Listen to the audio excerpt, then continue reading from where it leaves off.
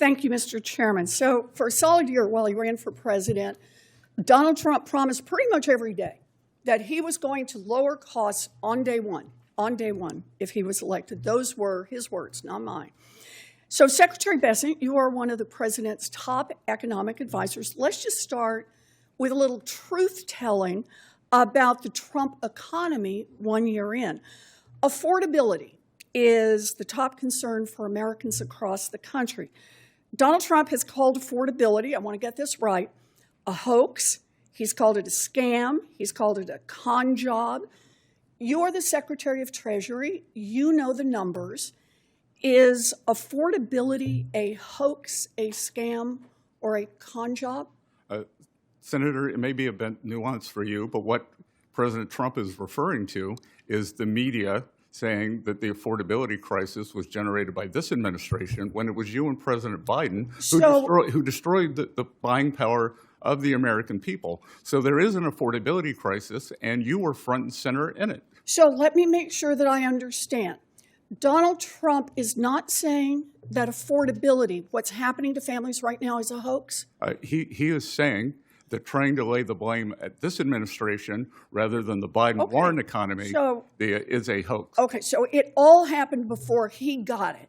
And everything that's happened since then, nothing is a hoax here. 21.5% cumulative inflation. Let me just ask about what's happened in the 1 year that Donald Trump has been president.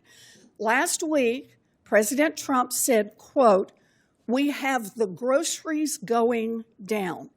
Did grocery prices drop in 2025?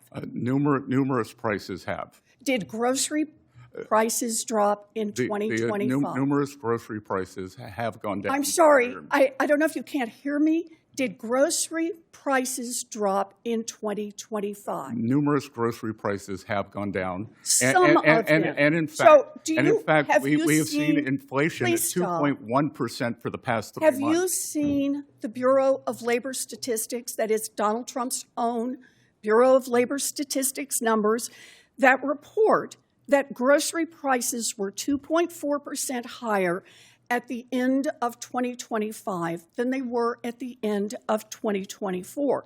Trump's own Department of Agriculture has projected that those prices would climb higher in 2026. And under Donald Trump, families are paying more and more for groceries. So if you're just going to insult people by denying the facts that are out there and tell people they're doing great when they're struggling, I think that's just another way to say you don't have a plan to bring down these prices. You're not willing to admit the failures of the Trump administration. Senator. I will ask you a question in just a sec here.